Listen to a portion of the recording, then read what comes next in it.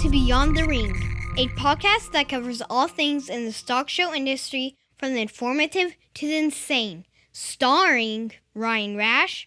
Y'all all need to admit it. Life would be so boring without me. And Dale Hummel. Dad bods do not come in young hogs. Now on with the show. Welcome to Beyond the Ring. This is Dale Hummel, along with co-star Ryan Rash. Hello, hello, hello. Ryan, I am so thankful to hear your voice this morning. Yeah, whatever. You're just excited that I'm on here because you knew nobody would listen to you if it was just you. We have a backup guest that is trying to work his way onto the platform, but is having issues, I believe, getting into the recording session. So hopefully we'll be able to move into that. If not, we'll still have a very good episode. The current events could get a little long today, knowing that you've had some There issues. are no current events, Dale. Hell has frozen over. Biden won the election. 2020 turned 21, and hell has frozen over. No, you. That is your president. That is the one that you're giving. He's your president too, smartass. He is my president, but I gave him a chance until the first executive order was signed. Then I'm done, over. Yeah. Well, anyway, we might as well just jump right into your past few days' experience, Ryan.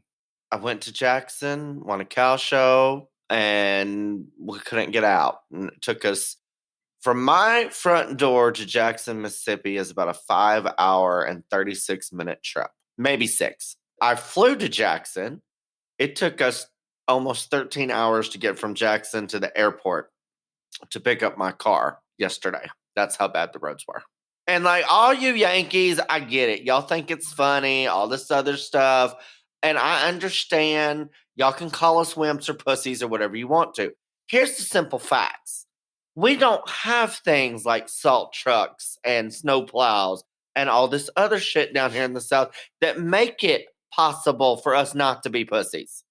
So I just want to clear that up. The Facebook stuff, it was funny at first. It's not so funny anymore. There are people dying here. Let's talk about the issue. I understand the no salt trucks, the no plows, all of those things. I believe we get a little bit of that when we get into Oklahoma, but I get it. There's not that in Texas. It appears as though your governor is under stress, upset, angry, all of those things, and it has a lot to do with the power grid. It appears as though you're experiencing just a little bit of what California experiences.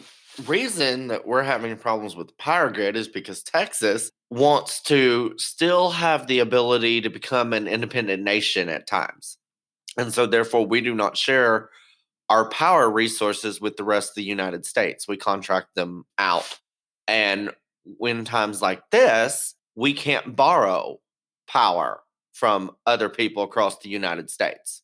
That's the real problem, if you want to know the truth. You're not playing friendly is what you're saying. No, we can't do it. You don't understand, because then if we do that, then we still won't have the ability to succeed from the nation and all this other stuff. The last time we did this, we got power from Mexico to pull us through. Well, it appears to me that you have this green energy policy along with the obvious cold and natural gas freezing up and a nuclear plant that's kind of froze up, but wind energy alone has dropped from 42% of your power down to 8%. I'm assuming all the power.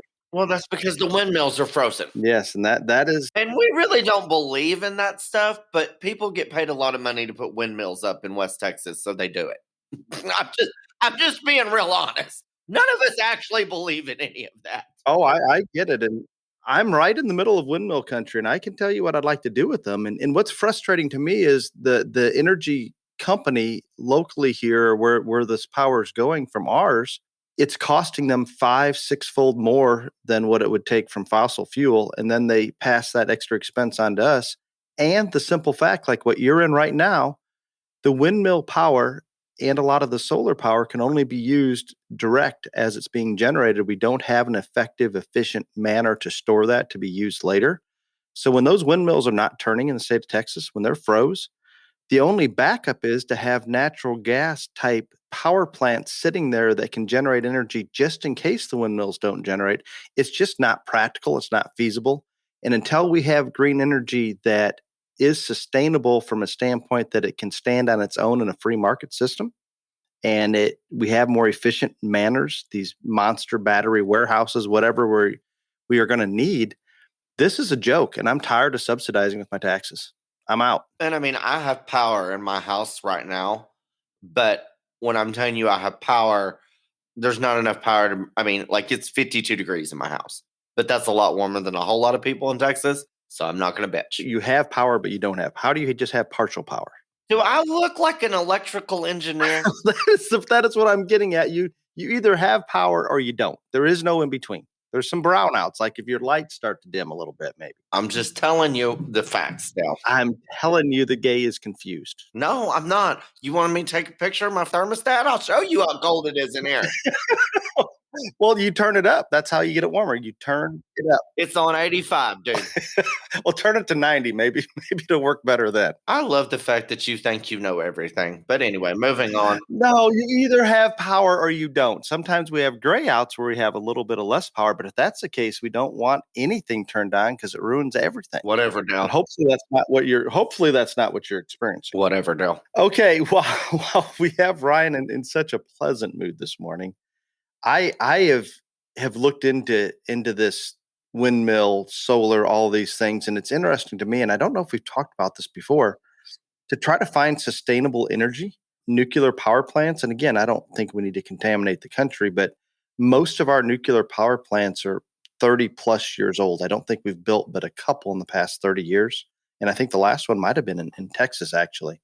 At this point, I think we could probably build those safe, efficient.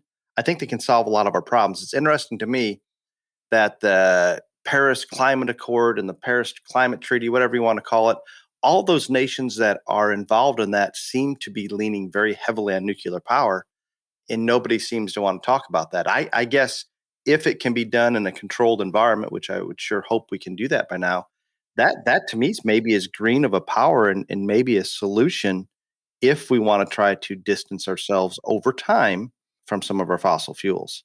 I don't necessarily say I want one in my backyard. We have one about 30 miles away, and that's plenty close enough. But it may be what we have to lean on moving forward. But for some reason, we seem to have had a shutdown on the construction of those. You could use one right now, Ryan. You'd be welcome one in your backyard. I don't know what I'd welcome. I'm ready to get this podcast recorded so I can get the hell out of here. I promise you. Where are you going? I'm going to go probably to College Station tonight because they have water there. That would be a step up.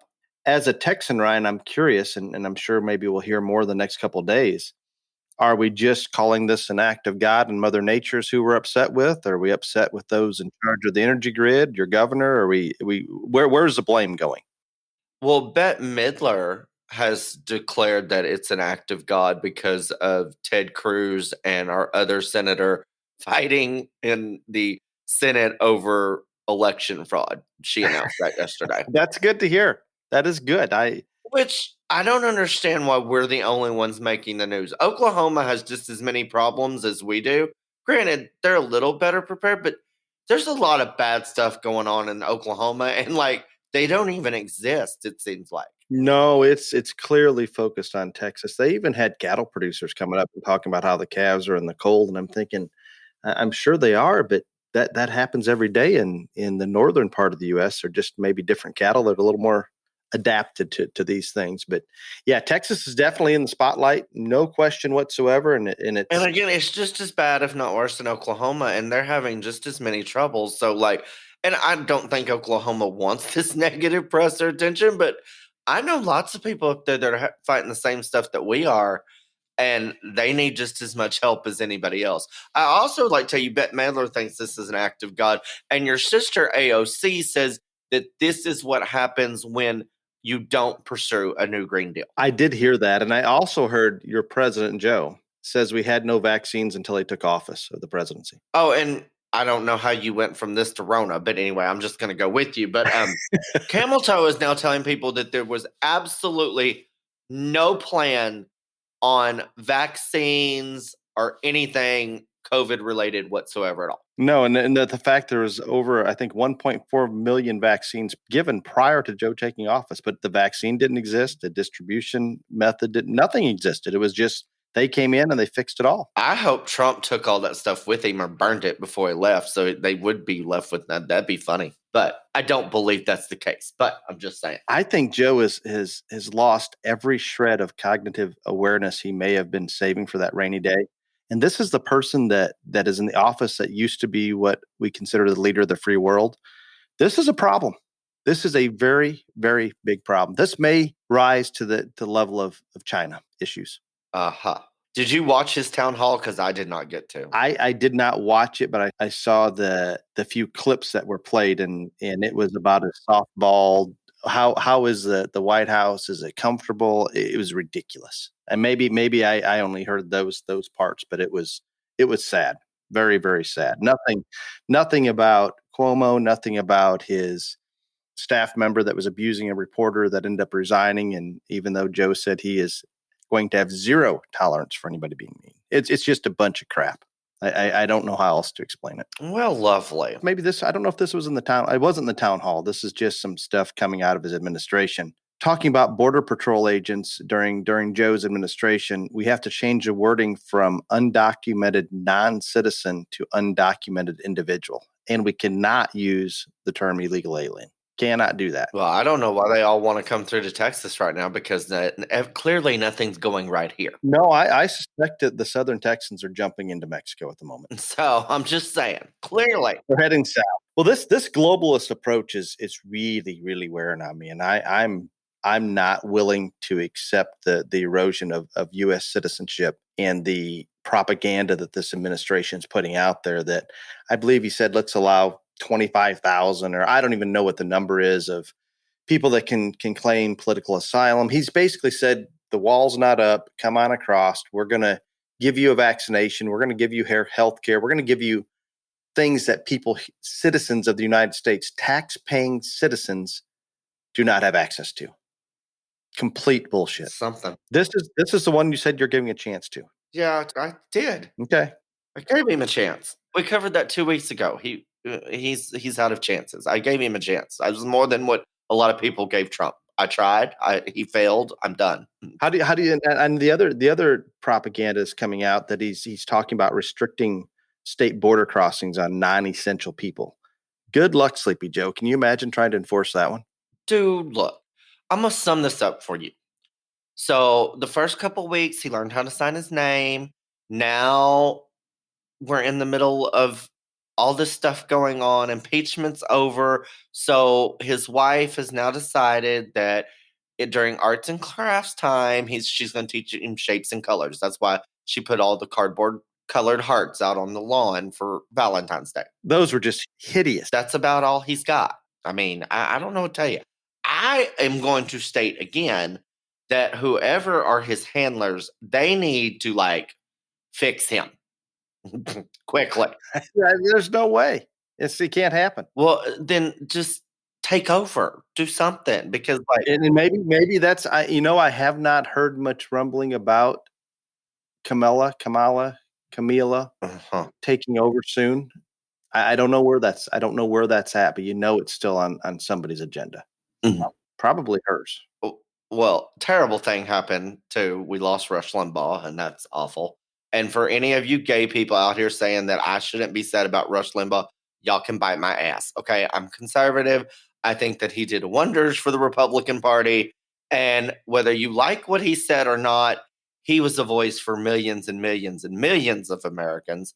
And it is tragic that we will no longer have him fighting the good fight. And so that was very, very sad. But the only good thing that I have seen come out of any type of news in the past week since all this hit is I am proud that Trump finally called out McConnell for being a pussy. He did. And not only Trump, but it sounds like quite a few are calling him out. Mitch, he never really offended me, never did much for me. Now, this last deal, yeah, I was angry, but at least Trump called him out and said, you know what? I'm going to call a spade a spade. No, and until this last couple of weeks, I was neutral to a little positive on him. I didn't have an issue. I didn't have an issue with him, but I always thought he was a fence rider. But yeah, I have an issue. And back to Rush real quick. And it is sad that he has passed. And I'm not saying it was unexpected or anything like that. And Ryan, I appreciate your comments towards him, but I view him as a proud American. I can't remember back far enough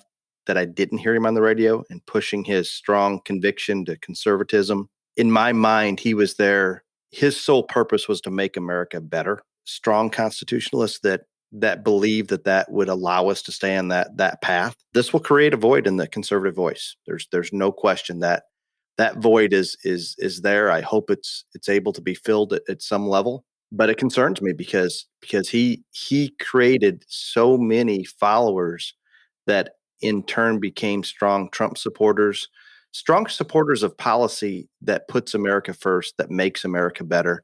And I'm not saying we don't need to try to get along as a planet or a global society. We absolutely need to, but everybody needs to contribute and everybody needs to be on the same level in terms of what they put into it and how they can contribute. And when I say that, I'm not saying that some of our third world countries need to contribute financially, but we don't need to be held to one standard environmentally and China and Russia held to another. And it's all a situation. And I just don't want to be taken wrong that when I say we want to put America first, we do. We just want an even playing field. And I am very concerned that losing Rush and losing that voice and the current administration that we have in place, it's just going the wrong direction. You can't replace Rush. There's no way. But Trump, who they won't let talk on any type of platform, I don't know anyone that can come close to filling his shoes. So it's just a sad day for America. Because again, whether you liked what he said, loved what he said, or hated what Rush said, I think it would be very hard to argue the fact that he was a very proud American and believed in this country as much or more than anybody that ever had a voice on a national level. He was a true patriot. Again, I'm not saying I agreed with everything that he said, but I do honestly believe that he wanted only the best for this country and its citizens. Absolutely. While we're in Florida, what do you think of DeSantis on lashing back at Biden administration, promising that the state would strongly and swiftly oppose any attempts to block Americans from traveling? I think DeSantis is about to run for president, is what I think. I think there's no question he's kind of going that direction. And you know what? At this point, he's fairly popular. He's doing some things that are very, very popular. And well, 75 million people voted for Trump, and he just told Biden, who those 75 million people don't think got elected legally, to blank off. So that's going to get you a whole lot of popularity in some circles. I'm just saying. No, exactly. And he keeps throwing out there the numbers between the lockdown California and the wide open Florida. I mean, he's got a lot of ground to stand on, and he's not holding back whatsoever. And that's going to be popular. I would have told you a month or two ago he would not have been on my radar necessarily up at the top, what I thought would come back. And we can't deny the fact that now that Trump's impeachment conviction was not pushed through the Senate, I cannot imagine he won't be back. Can you? I personally think that this is what Trump's going to do. Trump has got a lot of people that are very close to him going to run in 2022. Laura Trump's going to run for senator. Corey Lewandowski is going to run for governor. Sarah Huckabee Sanders is going to run for governor. There are going to be other people that are very close to him and in his administration that are going to run in races in 2022. I think the man is going to see how they do and how they fare. And if there have been any election fraud things get better, if we've made any strides in that whatsoever at all, and then he'll decide. I think he thinks he won. I think a lot of people think he won. But I also do not think that he's going to set himself up to lose again. So if those people that are very close to him win, and win by good margins, and there's any movement or anything done about election fraud, he probably will run again. But here's the point, and again, I don't think anybody listening to this isn't probably pro-Trump or anything else, but if Trump doesn't run, it's going to take whoever he anoints and decides this is who should run to have a chance. Period, paragraph, the end. Agreed. 3 out of 4 Republicans said they want Trump to be the leader of the Republican Party for the foreseeable future. That poll just came out right after the impeachment. That tells you who's in charge of the Republican Party. Why do you think he went after Mitch? it will be impossible to run without his support if he chooses not to run. It's just that simple. And he will use that influence. He will not just sit back and let it play out. He's going to have his fingers in it if he's not directly involved. But I also don't think that he thinks anybody can do it as well as he can. So he wants to be it. I think that's what will trump everything. He will jump back in my opinion. Maybe things will change. A lot of things can change between now and then. And I don't think he will jump back in unless he thinks he can win. But I don't think there's very many things that are going to convince him that he can't win. You ain't wrong there. Are you ready for the main topic and our guest, Ryan? Sure. Let's do it. Today, we have with us the road warrior of hauling swine to every show in the country, the dad that has yet to age out of 4-H, FFA, or any national junior swine show, the person that allows all supplement companies to flourish, one of the most brilliant minds I've ever encountered that fails to implement some basic science when we talk about feeding hogs, the one, the only, Eric Fugate. Eric, welcome to Beyond the Ring. Well, thank you, Dale. Truly a pleasure and an honor for both you guys. Ryan, you and I have never had a chance to meet in person. Well, we have, Ryan. I'm going to tell you one quick story. First off, thanks, Dale. But Ryan, the first time I ever ran in your presence, and you'll remember this outfit, I'm sure, because I still do, was one year walking across the North American parking lot. I saw this gentleman coming at me with his entourage wearing a very large, fluffy, faux fur vest. Yeah. And I just was awestruck and speechless. I had to have my daughter. I told my daughter about it that night, and she says, "Well, that was Ryan Rash. He's a genius." And I go, "Okay." So you made an impression. That's been years ago, Ryan, and you probably didn't even tell me the year, knowing your mind. And but that was my first experience. It was probably 10 years ago, if I remember. Yeah, exactly. But it's scarred my mind since then, because here, that's not your normal North American outfit. I'll just be honest with you. So No, it definitely is not. And but I will say, like you said, I made an impression on you. Here's how this works in the positive. Sometimes those impressions aren't positive, sometimes they are.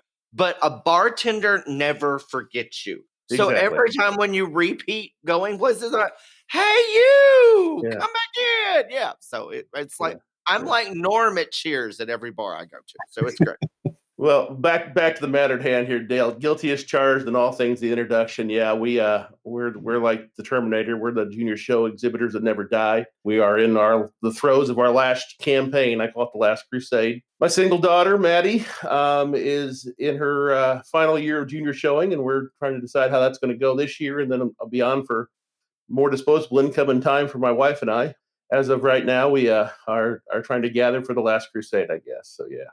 And just for the record, his wife Julie and daughter Maddie, they are completely on board with this traveling to every hog show in the country. I'm not sure that Maddie had a choice. Once she was born, I think she was thrown into a truck, and if she could walk, she was shown a pig.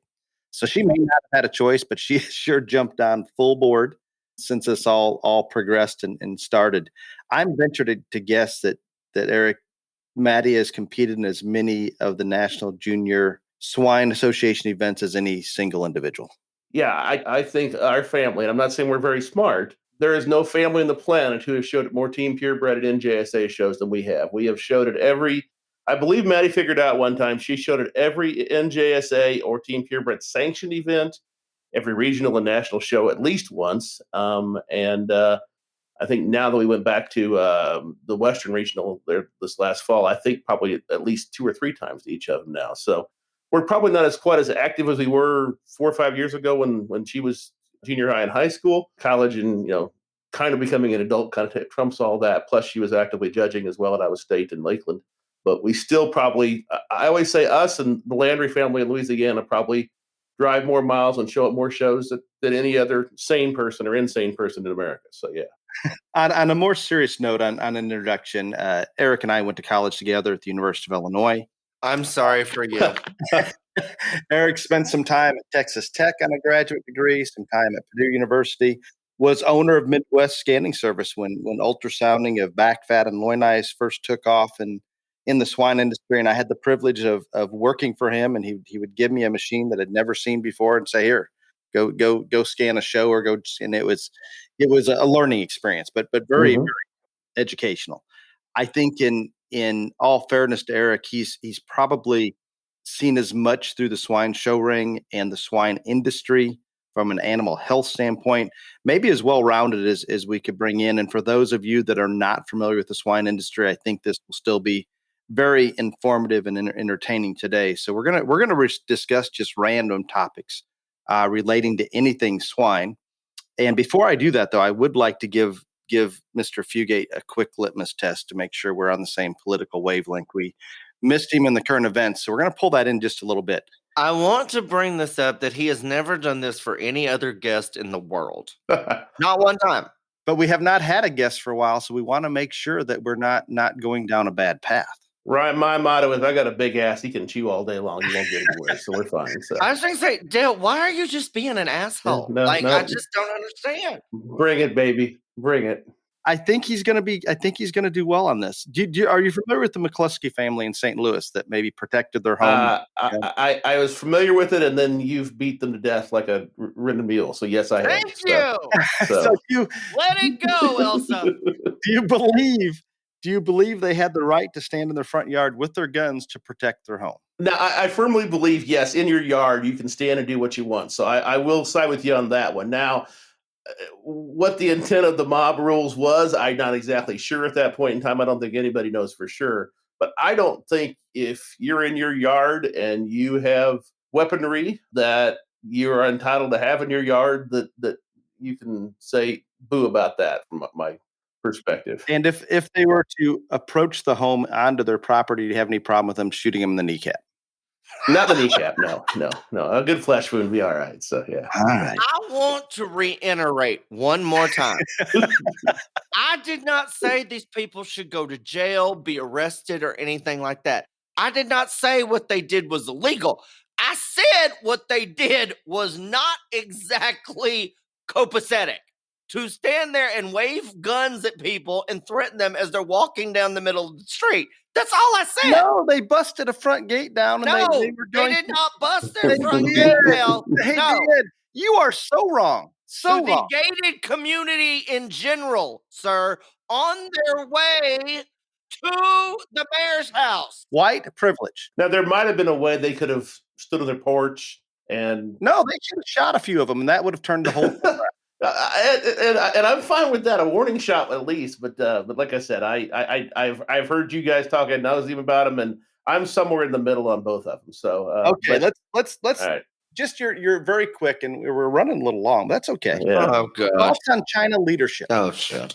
Chinese leadership, not the Chinese people, the Chinese leaders. Oh, can't trust them. Can't trust Canadians. Can't trust Chinese, as far as I'm concerned. So. And is there any way we can combat this leadership? Honestly, I think that horse is out of the barn right now. Honestly, I really believe that.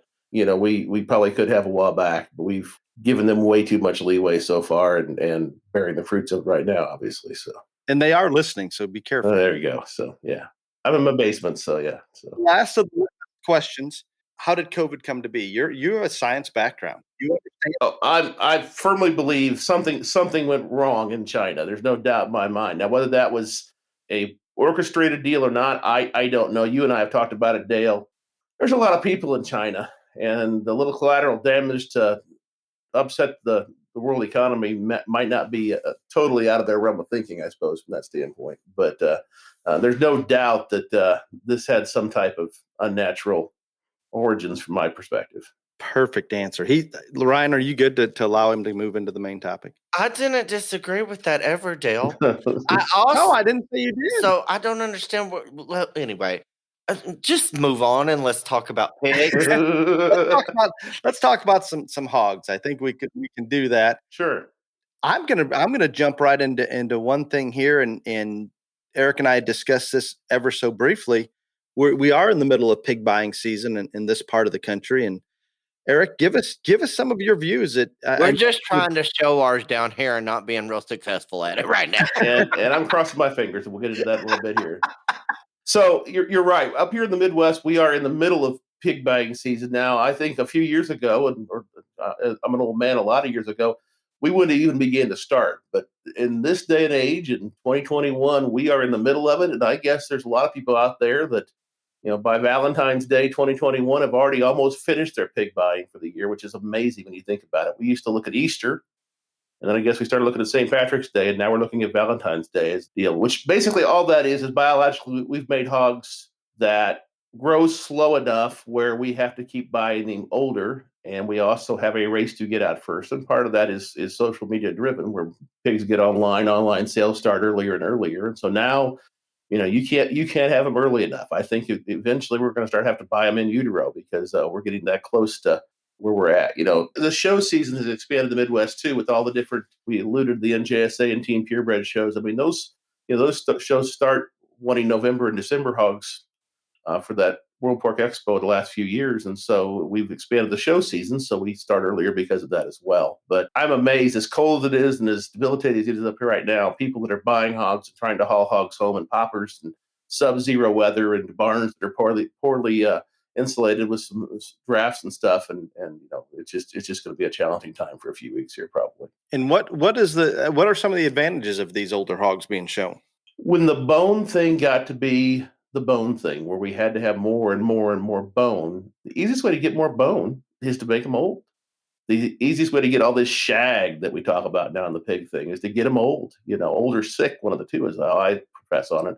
Now, I realize that shows me as an old man. My daughter would say it differently. So in my opinion, to get the stoutness and the look that we've gradually moved towards, we just need to kind of gradually get older and older. And the best example I can give you is the hog that won the Indiana State Fair this year, which a friend of ours, Jimmy Kilmer, family had. They were excited over there in Indiana because that hog was actually born in January, and that was a big deal. Years ago, every hog was born in February, let alone January, and now we're excited to get a hog that was actually born in the same year it was shown at a state fair. So that's kind of how we've evolved. I guess we get what we asked for here, and we want them stouter and stouter. And biologically, the best way to make them stout is make them old. Dad bods don't come with 4-month-old hogs. Dad bods come to 8-month-old hogs. So. And Ryan, in the state of Texas, we're approaching some yearling hogs. I hate to pick out the southern states, but you might have been the leading cause of some of these older hogs because of success that was had with older hogs. Again, I'm not saying that we're not, but I don't see how you can blame me specifically. No, just the opposite. Probably, Ryan, just the opposite in your case, I would guess. I'm just saying.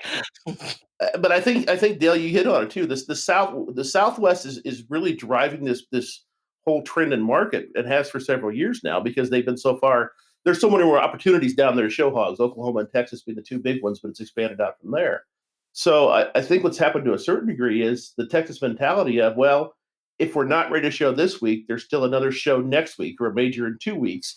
And that's crept up here in the Midwest. There's more jackpots. There's more opportunities to show these hogs. And so if you're not quite ready now, you can go later. And I think also, as the value of the hogs have gone up and up, the ideal hog to get is one that looks ready to go as a little 120-pound jackpot hog in May. And then we show it all summer, him or her all summer, and then she's 12 o'clock when it comes to state fair. We don't have to buy 3 hogs for 3 different seasons that way. And so I think that's part of it as well, is if we can get one that looks like it's productive and growthy, but at the same time not really growing very fast, and we've managed to do that, we can probably save some money, or at least divert our money to one elite one versus a set of 3 different age hogs that are less elite. Excellent. And Ryan, you and I are gonna enjoy this next topic we're gonna throw at Mr. Fugate. Let's talk a little bit about, and Ryan, I want you to qualify this for me if you could. And I have not been engrossed in the swine industry by any means, or the show hog arena. I get to watch some of the Texas majors. I get to see a hog show here or there, maybe help or stop by and look at a hog at a family's place. But in general, as I stepped aside and came back in and looked at some of these hogs a little bit closer, there is no question that those within the hog industry, not everybody, but many within the industry, have accepted some structural issues. These front feet turning in where we're walking on the outside of the front feet, joints in their knee and their hock that are so straight that we have to break down in the pasterns to compensate for it. I mean, just issues that I think maybe have happened over time, and those that are involved in those trenches of the swine stock show industry have habituated to or somewhat become numb to over time. Can you reflect back on how this has come to be? How do we get to this point? Again, I don't raise hogs or anything like that. I mean, I've shown some, and actually my stepsister showed a lot more than me, but I've helped people show some, but I don't claim to be the know how to get one from the fairing crate into the backdrop. But the reasons that some people like me judging hogs are the same reasons some people hate me judging hogs. Because number one, I am completely out of the loop. So therefore, there is no one in it that can affect me in any way, because I don't buy them, feed them, sell them, broker them, nothing. And so basically, I am non-incested in the hog judging world, which I will say is something that is unique in a lot of ways. And number two, the people that like me, they like me because I do care about structure, and I do call it out, and I do prioritize, and I do place it. It would probably be a lot different if I was breeding them. Just as Mr. Fugate said, we want them stouter and bigger bone and all that. Well, the only way to add stoutness and muscle is to sacrifice structure. Now, that is just common sense, ladies and gentlemen. And if you don't have that much part of it figured out, then you're probably in the wrong industry or hobby. I'm just one person sorting them compared to thousands that do. And again, that's why I'm real controversial, but I get why it is that way. And I'm not saying I'm right or I'm wrong, but I completely understand why it is the way it is. And I think you nailed it, Ron. I'm not going to bash on you because I've honestly never. We're probably going to see you judge this summer at some point in time as you make your way across the Midwest. But I have watched your co-host do a few shows earlier, and I watched his Ohio big deal there on Walton there last fall. And I'll say I knew what he was doing, and Dale, I knew what you were doing, and I guess I could follow what you were doing. But I will say some of my brethren, and by that I mean the pig people, could not really stomach it because it was so dramatically different than what most of the pig people out there do. And Ron, you nailed it. If you're going to put, I'm a more kind of guy, and I says in our family, why I think our family works pretty well is I'm a more guy, and my wife is an enough person, and so I want more of everything, and she wants just enough to make them pretty and sound, but just enough of everything else to get them in that upper end of the class. And so if we can find one we both like, then we feel pretty good about it. But I think, Dale, you're an enough kind of person out there. And by saying that, you're looking for hogs that are effortless, and you're looking for hogs that are structurally correct and all that. Whereas I think in the swine thing, the people that are breeding these hogs now are just the opposite.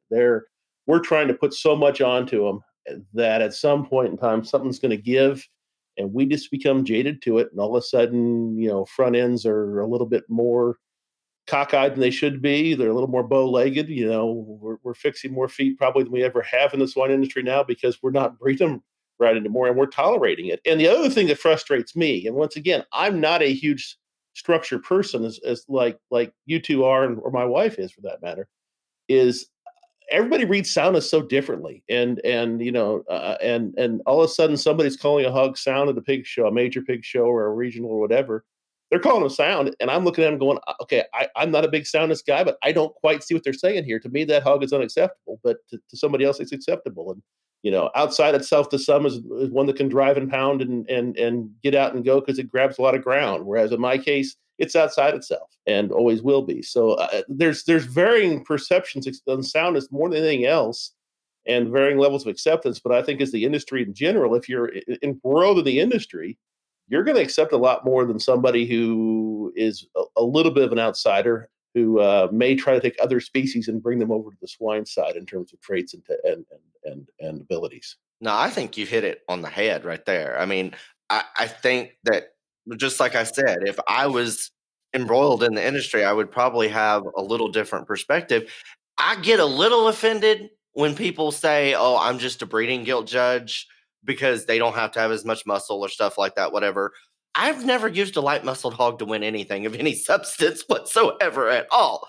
Now, have I used one that I thought was sounder, that maybe was not Hercules double muscled up as some of them out there? Sure, I have.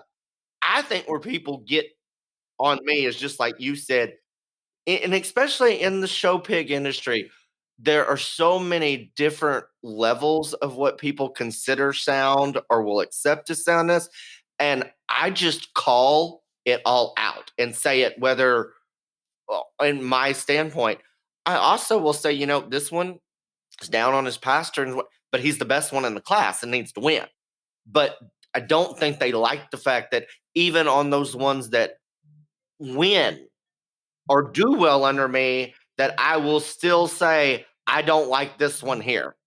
Yeah, and I appreciate that. I really do. And like I said, it's just different levels. To me, it's very, very simple. If all four toes are pointing the same direction, or all 4 feet, 8 toes, I guess, and your pasterns are up and you're moving, it's not quite as easy as the cattle thing where you want them in the same hole or anything like that at all. Right. But in the pig thing, if you're square and you're true and things look kosher when you get behind them and coming at you, you got a lot of the game won. But I see it more probably in the jackpot thing than anywhere else. Is these hogs that especially their front knee, and just aren't called out on it because they're so stout and they're so powerful and they're so massive and burly. All of a sudden, we're going to use them. The best place to see structure and evaluate it's going on right now is the Georgia National on that AstroTurf in Georgia.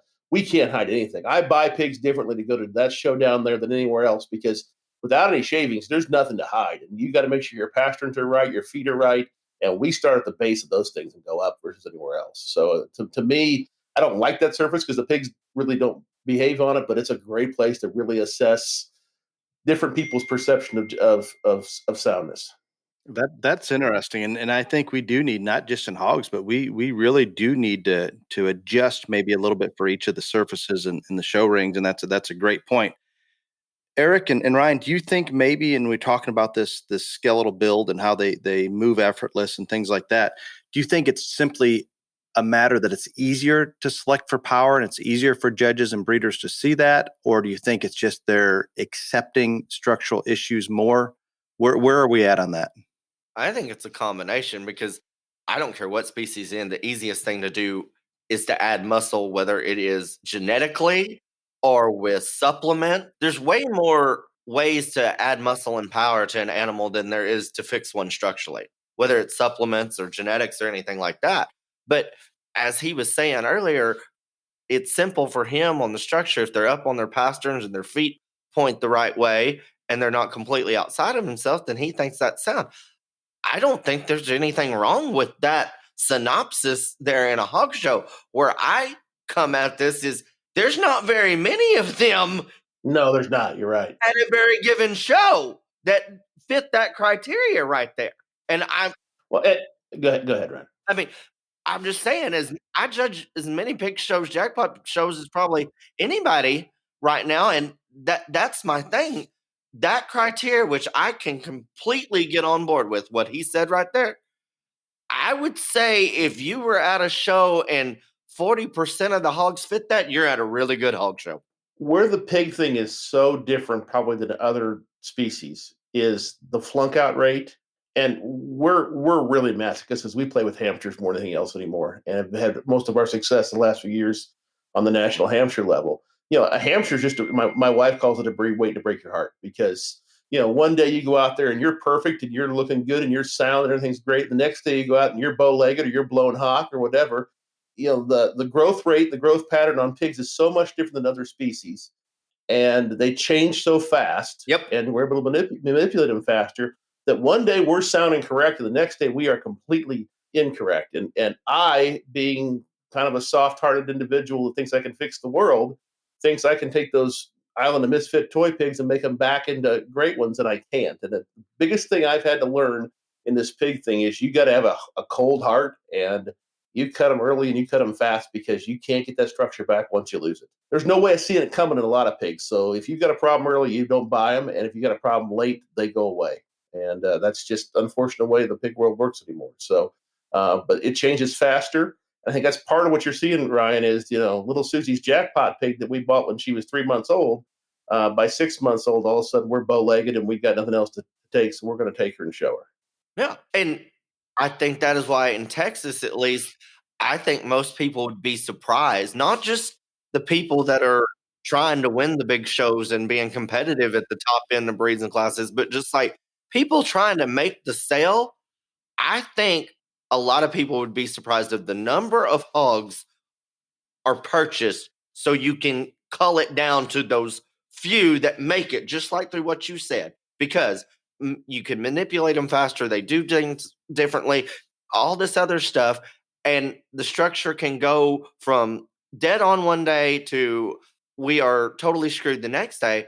That's why you buy so many. So you will have those ones in the end after you fed them and done everything that you're supposed to, that you can take one to the show and hope to get brand or put in the sale or be competitive with. Well, one, yeah, you buy a lot, so you have one you can do that with. Now, and we've got the perfect example sitting right here in the other chair. And Dale, what was your pig experience like last summer? It was a train wreck.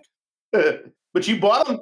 You bought them feeling pretty good. You bought them from a great breeder, and everything lined up when you bought them, didn't it?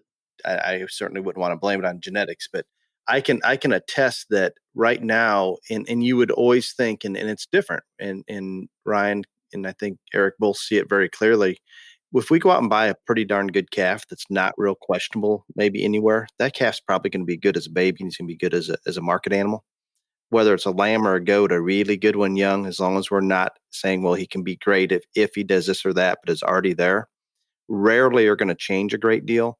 These little pigs, I cannot explain enough. And those of you out there in those trenches, those good ones can go backwards. Those green, skinny ones, those that may not be quite the what you're ideally looking for, can mature into it.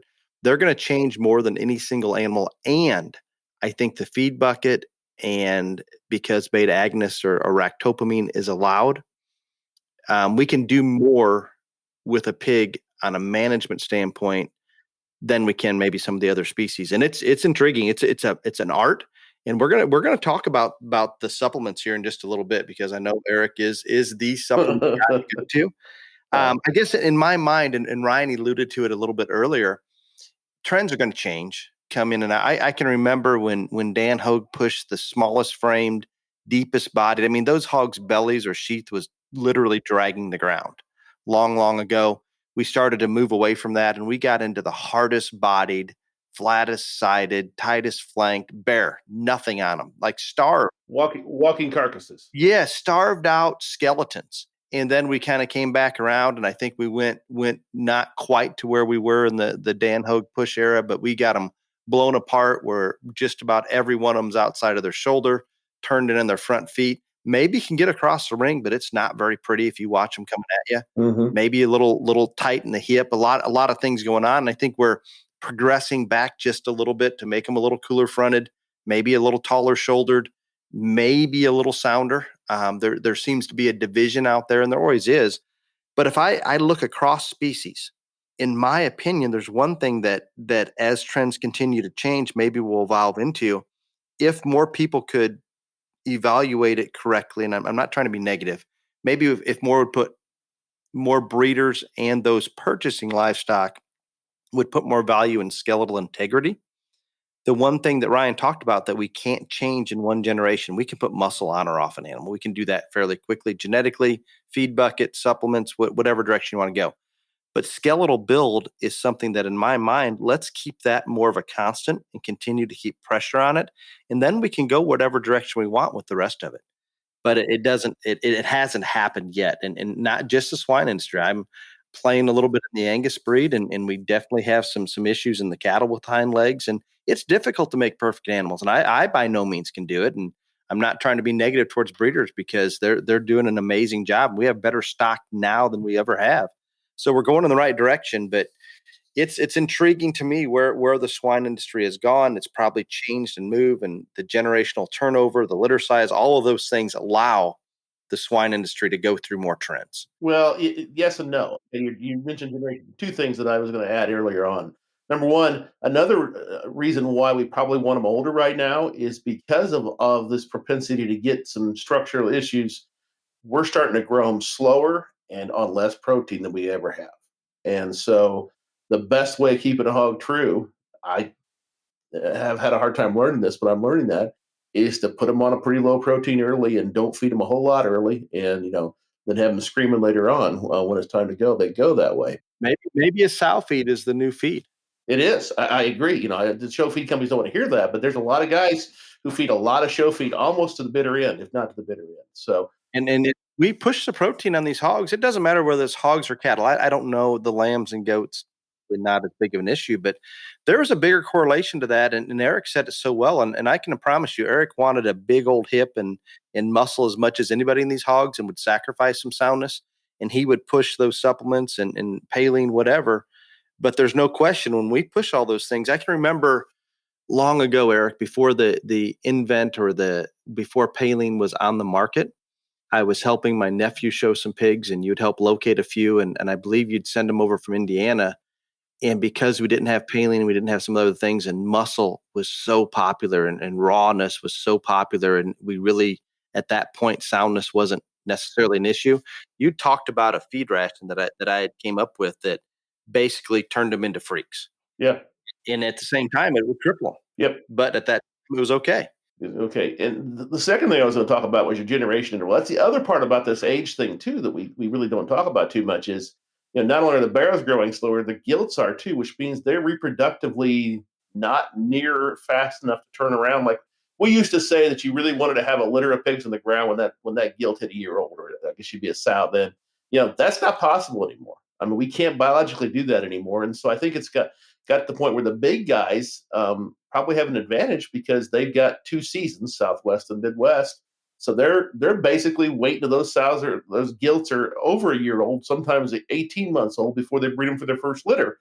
Whereas the little guys like me that might have a handful of sows and are playing around, we just can't do that. We don't have the place to park those gilts. We don't have the funds to have 3 sets or 2 sets of sows to do that with. And so biologically, the slow growth thing probably too has impacted just how we merchandise, bred gilts, buy bred gilts, breed sows, order semen, and all that stuff going forward. So the one thing that I do think you're talking about how the swine industry has gone through so many trends and all this and are basically trendsetters in a lot of areas in a lot of ways. It is because you can have multiple litters a year. And cattle, there's no way unless, you're flushing, yeah, but then again, that flush is still the same bull. If you breed a gilt or sow one way and you don't like the way it turns out, you can have a whole nother litter at least next year bred to a different thing. And so that's why they're able to train trends quicker than any other species. And that's the fascinating and probably in some ways the frustrating part for all of y'all that are in that industry. And so, but it's kind of like a blessing and a curse in some ways, but it is from an outsider looking in. I think that is a really a big part of what makes y'all not only unique in the livestock show industry, but also leaders in a lot of way. And there's no doubt in my mind, the hardest species to breed, feed, and win with is pig. And literally, I've shown them all, been successful with them all, help people that are successful with them all. There's no doubt that the swine is, without a doubt, the hardest. And I think early on we were a pretty proud lot. And by the lot, I mean we had a lot of pigs outside in lots. You damn cattle people came into our world and changed how we handled hair and skin and really approached to shows. Because before that, it was just go out in the back lot, find a pig, throw it on a truck, take it somewhere, give it its first bath, and then show it kind of deal. And just the general hair care and stuff that the cattle guys took for granted. Once those guys kind of crept into our hog industry, and Southwest was different than the Midwest. Don't get me wrong; it was probably there faster. Right. But I think that did more to elevate the game, if you will, at least in the modern memory of anything I did. When a few of those guys up in this part of the world that were predominantly cattle folks decided it was kind of fun to toy with the pig thing, it got a lot more competitive in a big time hurry. Oh yeah. No question. Let's move on to supplements. And I think the swine industry, the swine show industry, Mr. Fugate, is maybe the king of all supplement use. When you go to a show, how many different I see these racks that are developed. Oh yeah. Well, I don't know what you call them. Bucket racks, bucket racks. And I'm a bucket millionaire. First off, I got more empty buckets than anybody in America, and it pisses my daughter off. She has burning parties several times a year where she just burns buckets because of every bucket at some point in time was full of some very expensive supplement. First off, Dale. So, but my daughter just can't believe, number one, the number of buckets I have, but number two, the number I take to a show. I am true to the word. I'm a supplement whore. I've got lots of them from a lot of companies, and we take them. Now, my wife probably enables me more than she'll admit, in that she thinks a little's great, a lot's got to be better. And then when you get to show, you realize we don't have much room in that feed trough for feed because I put so much crap in there. So you got to kind of choke it back. And I've got some pretty smart relatives that are nutrition backgrounds that just make fun of me routinely about that.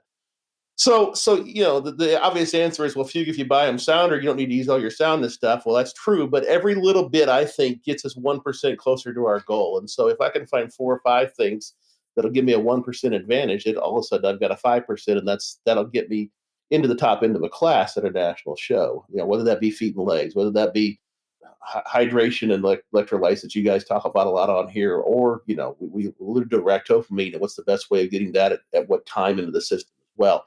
The feed companies live off supplements. Their margin probably is the best of anything on those things, and some work better. The one thing I have learned is there is no one magic bullet, and anybody who tells you, well, this one will do this, this, this, and this, and there's 5 or 6 things it'll do, probably won't do it. But the real art, as you alluded to earlier in this pig showing thing, is let's look at this pig and let's figure out what it needs. Does it need more muscle? Does it need to be a little, does it need to be a little better in its joints or whatever? And then is there something that might give us a little bit of an advantage? And then you put your head down and you do it.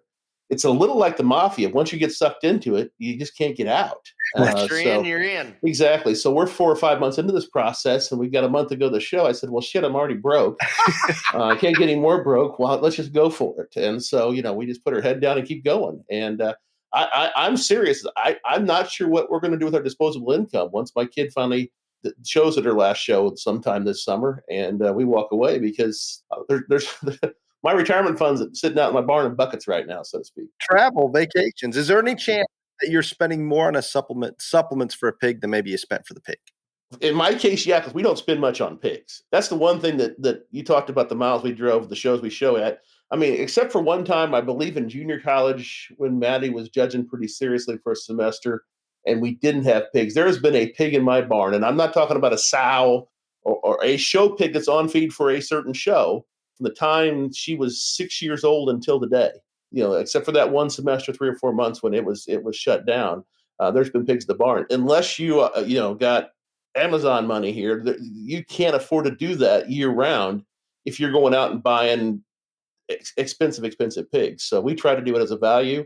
And I was talking to your nephew about it one day, Dale. I'm just programmed that way. I can't go out there and just keep bidding. It just, I'm looking for the value pig and hoping I have a moral victory that hog performs better than what I paid for him, I guess. So, but the one thing that he said that I really appreciate, I mean, he's said that he's a supplement whore, and that's fine. But he also said that there is not one supplement that does everything. And there are so many out there that claim that they can do everything. At least you were honest. And I do think those ones that are targeted for a specific area or specific need are way better than the ones that are the snake oil salesman that says, just feed this and it's going to fix it all. Everything's going to be better. Yeah. So I do appreciate that part. And you got to keep reinventing yourself in this game too. I mean, I think I've done more changings in my protocols and what I've used from a feed and supplement standpoint and a protocol standpoint in the last 2 or 3 years than I have in a long time. Because always before, I fed my pigs like I ate. I had the fluffiest pigs in America, and I knew I did. They ate like I did, and they looked the part. And we could get more consumption of those hogs and probably gilt, especially, than most anybody. That's why we're better gilt feeders than barrel feeders. But in the last couple of years, fluff may not be quite as important, and so we've had to really retool some things and really do some self-introspection about how we're doing things and tweak rations, change feeding, feed less supplements, probably to a certain degree. And by that, I mean less fat and calories, and get those hogs, back to fighting shape, so to speak.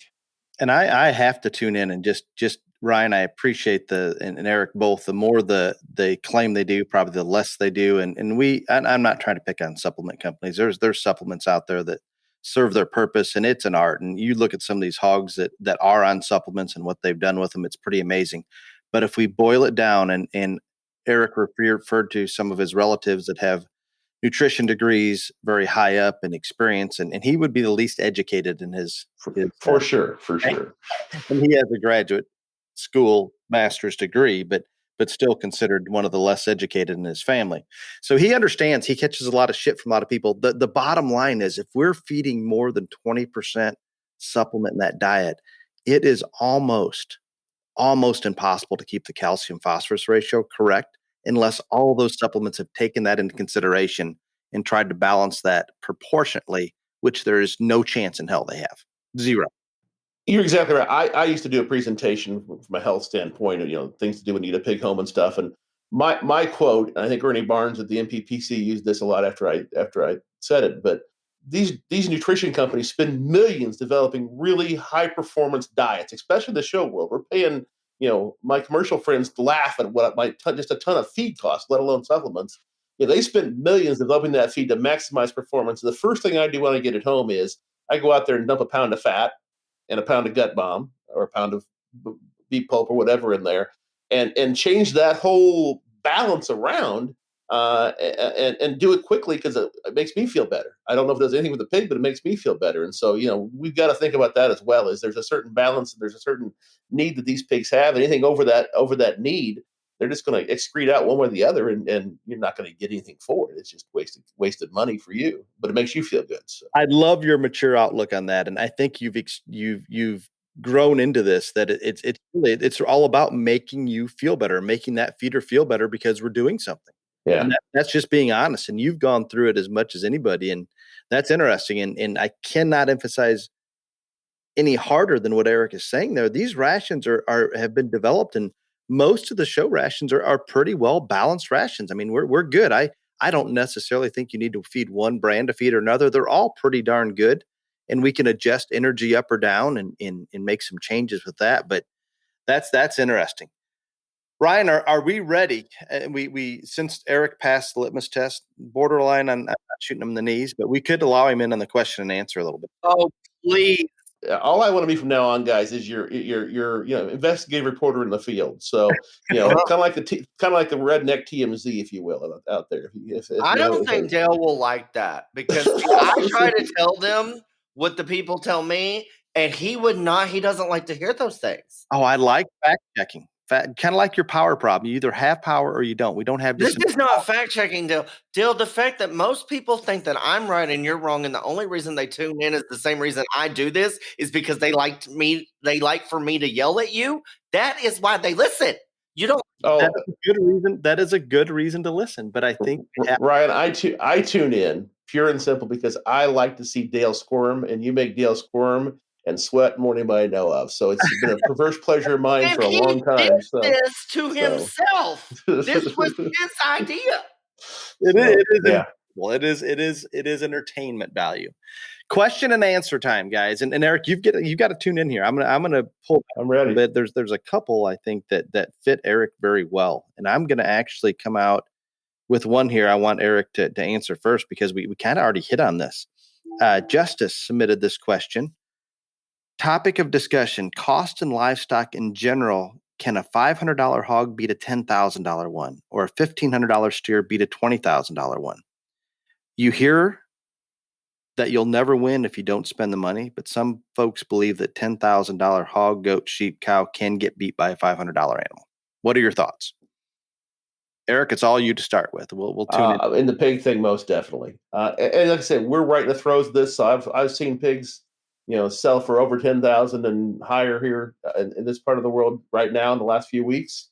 But you go to these national shows, and all of a sudden somebody pops up from somewhere that's got a $500 or $1,000 hog or less, and there are some people out there who basically tell you that I don't want to spend.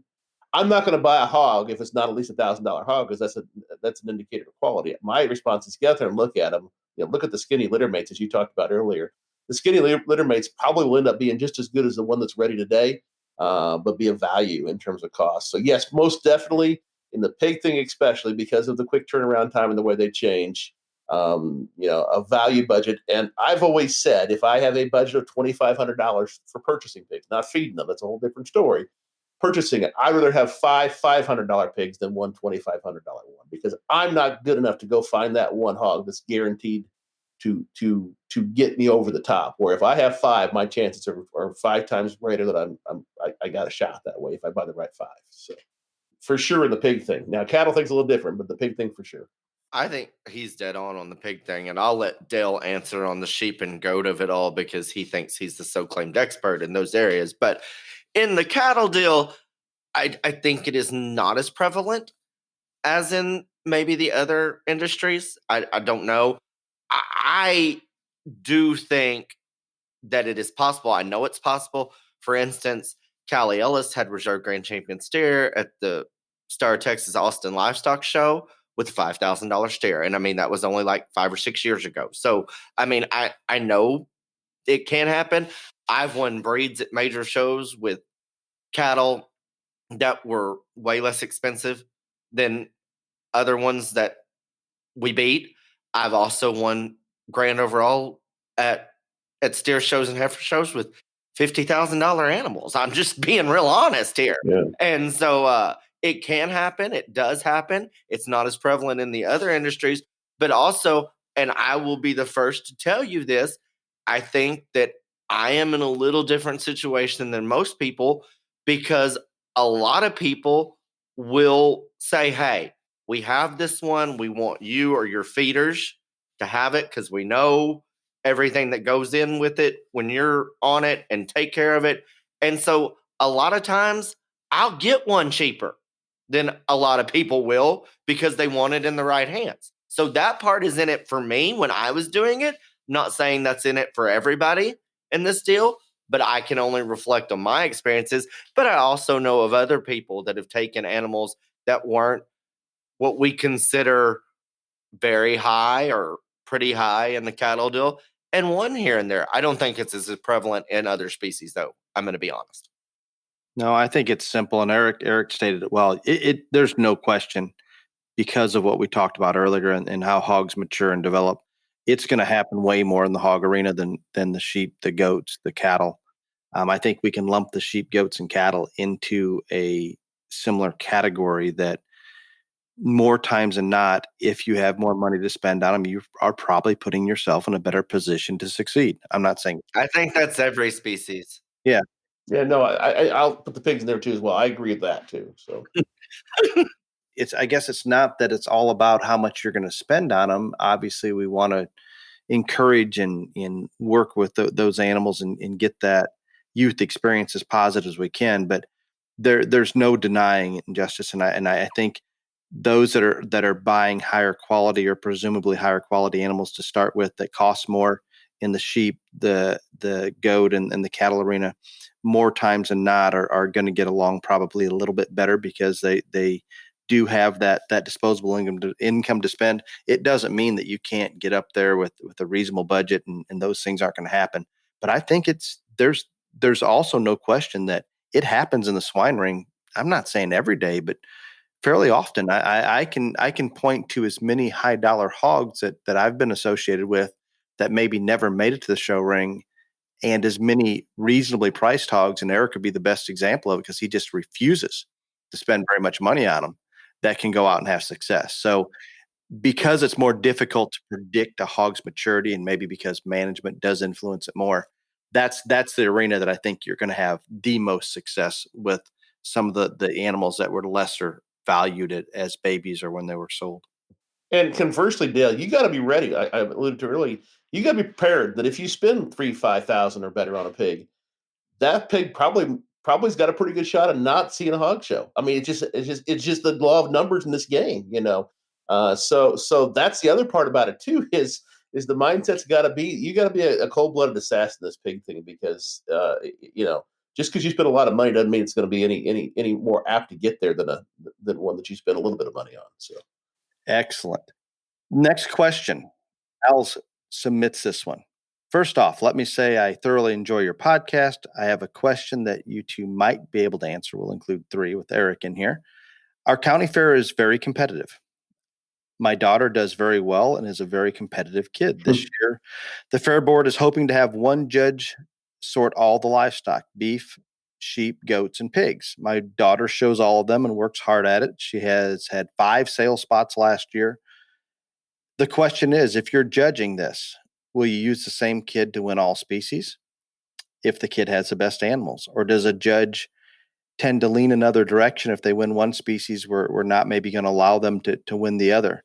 I think it's a tough position to put any judge in, and have voted against it. Any thoughts on your behalf? Yep, I can sum this up real quick. I know where you're going. If that judge is somebody that has won and been competitive, if that person has the best one in all 5 species, they're going to win. If it's somebody that didn't win and wasn't competitive, they're going to pass that shit around. Mark it down right now. Done. Just like that. I think that's probably pretty dang accurate. And I think the judges, if I'm sorting, obviously if Ryan's sorting, I'm going to use the best one, period. And I'm sure you're going to hear some things afterwards that was political, or she or he knew the judge, or who knows what's going to come down. But sometimes those kids that work their butts off can show multiple species and have success. Mr. Fugate, your thoughts? I agree with Ryan completely. I think if I'm a young kid just starting out trying to judge, and this county fair is my ticket to bigger and better things, I'm going to spread it around. I just think that's the mindset they've got. Make more people happy. Exactly, and have more chances of going on down the road. If you're an old bitter man like me, the best hog's probably going to win. The best place from a pig perspective, and if you figured out I'm very unispecied, the World Pork Expo is a great indicator there, is because there are certain judges out there that one judge does the whole one junior organization. So Yields and Bears both in some cases. So you've got multiple kids, like a kid showing multiple breeds under one judge. And I've seen it both ways. I've seen some judges where the same kids won 2 or 3 breeds over the course of 2 days. And I've seen sometimes where it didn't matter how good a pig that kid drug in, he wasn't going to get first hole again after he won a breed, because he or she, because that, they'd had their moment, so to speak. So, and like she's saying, this goes back to an episode or 2 ago, or what, couple weeks ago. Judging is even more complex than people can even put it together. But depending on your experiences in the ring, if you've ever had a show where you should have won more and you didn't because somebody wanted to spread it around and all this other stuff, then that's going to affect you. If you are that person that is a people pleaser and want multiple people happy, first off, I don't think you should be judging, but you're going to do just what he's saying. You're going to let more people win regardless. And so that is all things that you can't plan for, because every judge in America, you don't know all their history. But this question brings up a much bigger thing in the world of judging for me, is that, like, when we want to say, oh, he's an idiot or she's political or all this other stuff, and I'm not saying that does not happen, because it does, but you also don't know the background that also affects those decisions, because like I stated, your subconscious affects 90 to 95% of your decision-making process. And that's part of it right there, this question. Agreed completely. I would, if I was on the county fair board, I would vote against having one individual judge all species for that very reason. Yep. If you want a positive experience for all involved. So, yeah. And I can't argue with that. And I mean, and I'm telling you, I judge more all species counties than anybody else. And I will defend myself and say that if that person has the best one alpha, but I'm not, everybody's not like me. So you can't use that as the bar. But I do agree with what he's saying. If it's in the budget, it is probably better, not only because of this question right here, but you can also get people that are more suitable for that specific species. There's not a whole bunch of us out there that should be doing all species or will do all species, etc. And then you can even limit it further to the fact on this problem that we're talking about right here. They would be afraid to use the same kid every single time, whether it's in the sale or to win the show. I'm not that bitch, but again, everybody's not me. But isn't that a little bit the county fair mentality as well, though, is people in charge want to have, and obviously Cinderella needs to win sometime. I get that. But maybe that's part of the design of having one judge, to make sure that the one particular family who may get more of a shit than the rest of them doesn't just take everything home that way. Yep, absolutely. Excellent. Hopefully that answers that one in detail. We could all have a whole episode on that, but Yeah. I agree with both the Eric and Ryan as far as that goes, and you can bring those qualified individuals if the budget doesn't allow you to bring in specific ones. And I guess I would add one thing to it: if your budget doesn't allow, and you've got to just grab somebody from the neighboring community that may or may not be qualified, then I lean back to let's bring one person in to do all species. But every show is going to be different. We need to treat them all individually, and it's a tough one. Very, very tough question, maybe to say applies to a specific county show. Eric, this next question, you and I are completely out on it. This is going to be all Ryan. All Ryan. It's all about Ryan's brain of science again, or something different. Please God, no more of that. No, this one I tried to get to last week. I think I don't know when, but this I think this question shouldn't even be allowed. But we have to appease the gay, and this take care of it. And there are people that are in it. Dale, nothing about question and answer is appeasing to me. This one you like. This one you're going to like. I would love, emphasize, Heather says, I would love, and Heather, just for the record, I'm not trying to pick on you, but this has zero interest in my world. Uh-huh. But here's the question. Hello. I would love to ask this question of Ryan, because the man is gone every weekend judging shows in states across America. So far, so good, Ryan? Yeah, I guess. My question is, how does he keep everything organized? What are your secrets, Ryan Rash? From flight details to hotel reservations, etc. How do you do it? Still find time to find the local bar. There's not any secrets to it. I mean, again, this is the part of my over highly functioning brain in some areas works really well. Though that's an area that it's adapted to. And so I'll be honest, because of this weather, all these shows that I was supposed to judge this last week have changed up, and I'm sitting here right now fixing to get off this podcast and go, okay, now exactly where am I supposed to be for the next 10 days? And it's going to be a little bit of a challenge, but I don't have a travel agent. Cherie is not the manager or the roadmap person. I do it all myself. And again, I'm really, really good at some things, and I suck at life at others. But that part we've been good at. And this guys, Heather, just so you know, that I mean, this is his primary focus, and because of it, it seems to work. I'm with Heather here, trying to stand up for the gay a little bit. I'm being able to do it. It would overwhelm me a little bit trying to get that figured out. But Ryan, I think maybe they missed the fact. I saw it on your Snapchat maybe before you banned me. I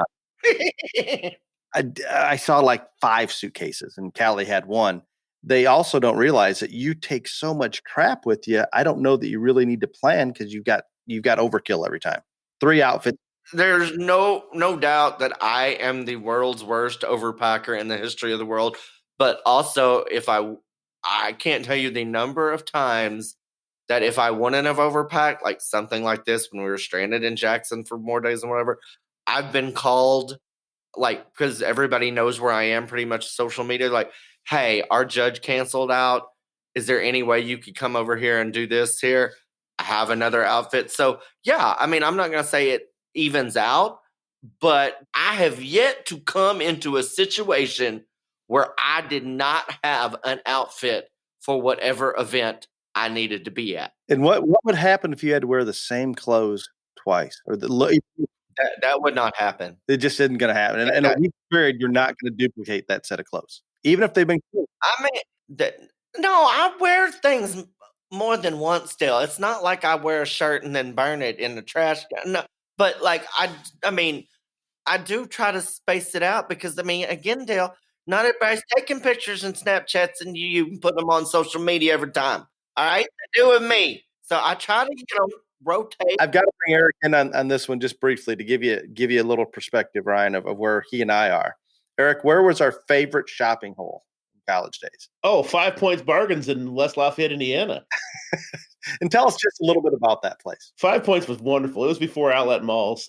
Basically, if somebody had something that wasn't quite kosher, a clothing manufacturer, it would eventually find its way to 5 Points, and that's where you could go to find literally bargains.